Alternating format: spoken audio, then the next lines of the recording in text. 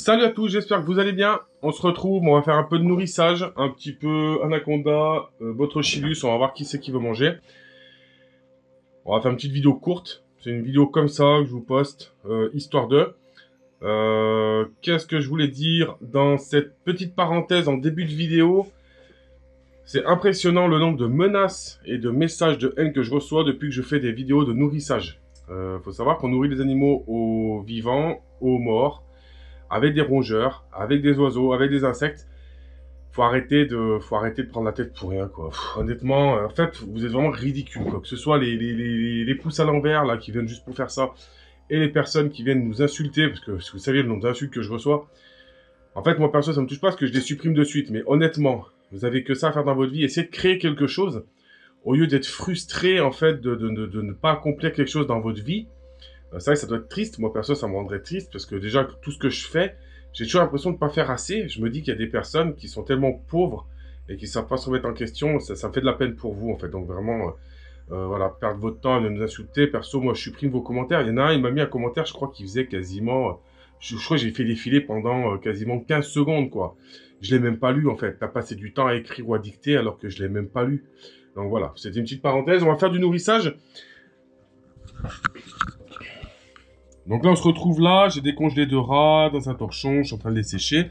Bon là, il y a 2-3 trucs, il y a un café, il y a une boîte de dérive et des sucres, parce que je suis en train de refaire, comme vous savez, ma pièce d'élevage, là 2-3 câbles. Et donc, comme je suis en train de refaire un peu ma pièce d'élevage, vous avez dû voir, parce que la nurserie n'est plus du même côté. Donc vous verrez dans d'autres vidéos, prochainement. J'ai pas tous mes terrariums, donc c'est pour ça que je filme pas. Donc là, nous avons 2 rats. 2 rats. 2 rats. Alors, on va prendre les rats. Hop. Fais attention parce que des fois, elle tape à côté du rat.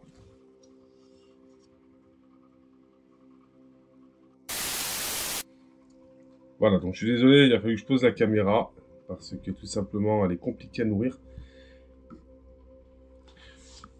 Donc voilà, nourrissage Botrocilus albertisi femelle. Je l'engraisse encore bien cette année car j'aimerais bien la reproduire l'année prochaine. Elle aura 7 ans.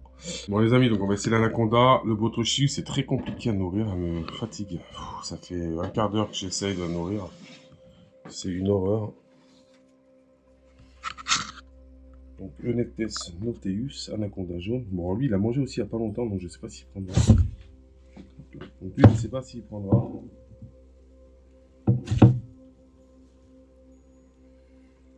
Pareil, je fais des gestes lents, donc vous voyez, il relâche.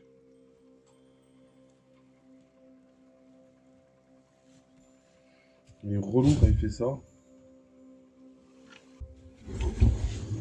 Il y a des moments, il va manger 2 rats d'affilée, puis des fois, il a mangé pas pendant une semaine, 2 semaines, 3 semaines, un mois. Faut savoir, bon, il a mangé il y a 3 semaines, donc je pense qu'il prendra pas.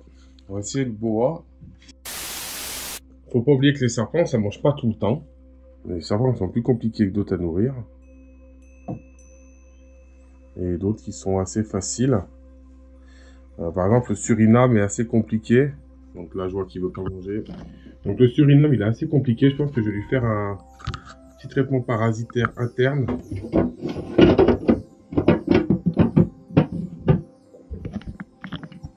Alors pour la peser, je le mets dans une boîte. Tout simplement, vous voyez, je calcule 2,430 kg. Je vais prendre donc un feutre. Je vais repérer, donc je vais répertorier cette 2,480 kg. Maintenant que j'ai fait ça, je vais décaler ma boîte, je vais préparer mon traitement. Voilà, donc là j'ai préparé donc ma pesée, j'ai pesé mon animal, j'ai regardé mes différents millilitres de produits que je dois mettre dans ma sonde. Donc je vais préparer mon produit et je vous reprends après.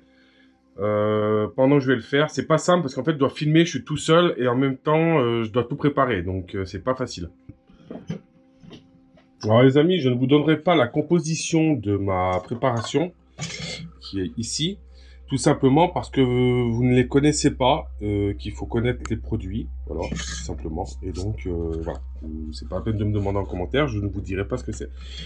Donc j'ai préparé une sonde, je vais la mouiller préalablement pour qu'elle soit glissante, voilà. Je vais l'insérer, donc je ne pourrais pas le faire en direct parce que je vais tenir le serpent, lui insérer la sonde, lui injecter tout sans me faire mordre. Vu que je suis tout seul, j'ai pas envie de prendre de risques, mais voilà, c'est juste pour vous expliquer plus ou moins ce que je vais faire. Alors là, je lui ai fait donc un traitement interne antiparasite. Je vous montre pas comment je fais parce que tout simplement j'ai un peu galéré tout seul et en plus de ça, je vais pas vous expliquer la façon de faire. Par contre, pourquoi je le fais? Parce que ça fait plusieurs mois qu'il ne mange pas, qu'il refuse les proies, que ce soit du fraîchement tué, quelle que soit la proie. Donc avec un mélange de deux produits. Faut pas faire ça sans savoir ce qu'on utilise. Normalement, il devrait reprendre son nourrissage normalement par la suite, faut espérer. Après, je suis pas devin, donc je sais pas exactement pourquoi il ne mange pas. Ça peut arriver. L'anaconda, par exemple, lui, n'a pas mangé pendant presque 3 mois. Et regardez là, ça fait 2 mois qu'il bouffe plein pot. Donc bon, après, c'est vraiment aléatoire, hein, les serpents, on peut pas savoir. Là, il me reste un rat, donc je vais aller le donner, je pense, au mâle. Voilà, on va donner au mâle, et puis voilà, tout simplement. Donc bien entendu, je viens laver tout ce que j'ai utilisé. Alors moi je lave ça avec du produit soit vaisselle, soit désinfectant. En général, je nettoie bien en fait qu'il n'y ait plus de produits à l'intérieur des seringues, que ce soit des sondes ou autres. Voilà, on désinfecte bien les sondes parce que d'un serpent à un autre, on ne sait jamais, il ne faut pas leur amener des bactéries ou des microbes. Donc après, je les passe à l'alcool. Voilà. On range pour la prochaine fois. L'alcool, un petit coup encore là. Alors ça, je le fais tout le temps, hein. Je vous le dis pas, mais je vous le montre jamais en vidéo, c'est vrai. Mais à chaque fois, mes pinces, quand j'ai nourri les animaux, je passe toujours tout à... Je passe toujours tout, donc bon, ça c'est un vieux torchon. Je passe toujours tout à l'alcool, en fait. Pourquoi? Parce que ben, j'ai touché des rats, parce que ça peut toucher les serpents. Et au moins, c'est nettoyé, c'est propre. Donc on y retourne, on enlève, j'ai du copeaux de partout. Je vais aller récupérer mon aimant. Donc je vais refermer les bois. Je vais quand même voir si tout le monde va bien. Donc là, normalement, il y en a un qui est en mue. Voilà. Il a plus d'acarien. Traitement au top. L'autre, il est pas content. Il est parti dans le bac d'eau. C'est pas grave. Forcément, je viens de l'emmerder à lui rentrer une sonde dans la gueule. Forcément, il n'a pas kiffé, quoi. Voilà, donc là, petite technique hein, aussi. Hein. Gel hydroalcoolique. Prenez un bout de PVC. Un bout de PVC de 80 avec un bouchon. En fait, vous prenez la longueur PVC de 80 qui a l'embranchement large pour la partie femelle. Vous rentrez un bouchon dedans, vous prenez 2 colliers de 80 et vous faites un coup de pompe de peinture noire, vous faites un socle pour mettre votre gel hydroalcoolique. Donc c'est pas mal. Alors les cachettes c'est génial, mais alors... voilà, boum. Il l'a chopé à la tête. Est-ce qu'il va le garder? Il faut espérer qu'il le mange. Je vais essayer de pas trop bouger, j'aimerais bien vous montrer. En fait, il faut savoir qu'un serpent, c'est vite déstabilisé dès qu'on commence à brasser. Ça, je comprends pas, je le fais. Ah, si. En fait, je lui ai fait les copeaux et derrière, il m'a mué en fait. Ok, ça y est, je me rappelle. On va voir s'il mange. Alors, lui, normalement, il mange assez facilement. Je le nourris quand même pas mal. Je l'ai. Un peu plus la femelle parce que forcément, j'essaye de bien la femelle, elle se nourrit pas trop mal. J'ai pas de problème particulier avec elle non plus. Hein. C'est pas un serpent qui m'a posé problème dans mon élevage. C'est un des rares pitons, je trouve, qui mange bien. Après, c'est un python qui est quand même, alors, non soumis à CDC, je le répète encore, malgré qu'il y en a qui m'écrivent encore aujourd'hui en me disant que j'y connais rien. Il n'est pas soumis à CDC. Botrechilus albertisi, donc super serpent. J'ai encore des personnes qui me passent des précommandes. Vous savez, ça fait pas 200 bébés. Hein. Parce que j'ai énormément de personnes qui en veulent. Le jour, de toute façon, où j'aurai une ponte, je serai super content parce que j'aimerais bien les reproduire. Et comptez sur moi pour vous les mettre à disposition.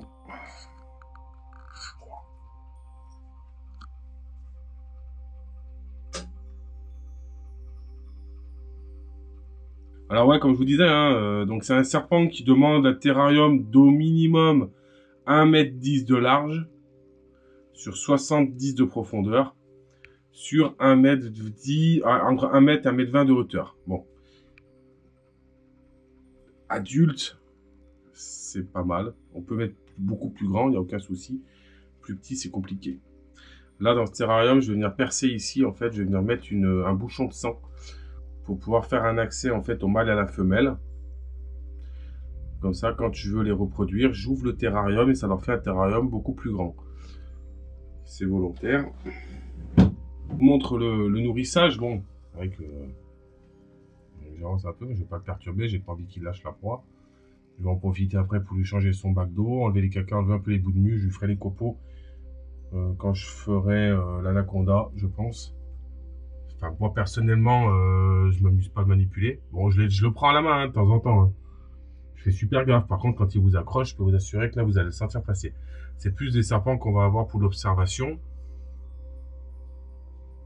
Moi, celui-ci, c'est un spécimen qui a été prélevé à la base dans la nature. Prélevé dans la nature. Je vais essayer de me poser au-dessus des branches. Comme ça. Oui, je fais attention parce que le moindre geste, lui, qu'est-ce qu'il fait? Il a envie de lâcher. Hein. Donc, c'est un spécimen prélevé, donc c'est pour ça qu'il a beaucoup de cicatrices. La femelle, c'est une femelle née en captivité. C'est pour ça que le mâle, on ne connaît pas du tout l'âge. Et qu'il a vraiment un comportement comme dans la nature.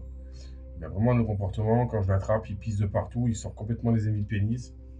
Ça gicle sur, comme une bouteille de flotte, mais d'urine. C'est à nausée, hein. C'est vraiment dégueulasse, l'odeur, ça pue. C'est vraiment son moyen de défense. Et il a un comportement quand même beaucoup plus speed que la femelle à la manipulation. Vous voyez là, son comportement, il veut pas lâcher comme la femelle lâcherait. Mais il va vraiment se mettre sur la défensive. Je ne bouge plus, j'attends. Donc là, je vais arrêter de parler. Je vais couper un peu la vidéo. Bon, donc les amis, donc on se retrouve avec le Botrochelys albertisi. Ça fait un petit moment que je suis assis, là, je regarde mon téléphone. Parce que voilà, pour vous filmer ça, j'attends en fait, je peux pas trop bouger. Donc il est en train de faire son petit repas. Donc d'ici l'année prochaine, je compte les mettre en accouplement. C'est un serpent que vous trouvez en Indonésie, Nouvelle-Guinée, Asie du Sud. Ça va aller d'1 mètre à 2,80 m pour les gros spécimens. Il y en a certains qui ont été vus de plus de 3 mètres, mais bon personnellement, voilà. Au niveau de la législation, donc c'est en annexe 2B, donc c'est un serpent qui est soumis donc à puçage, à déclaration IFAP.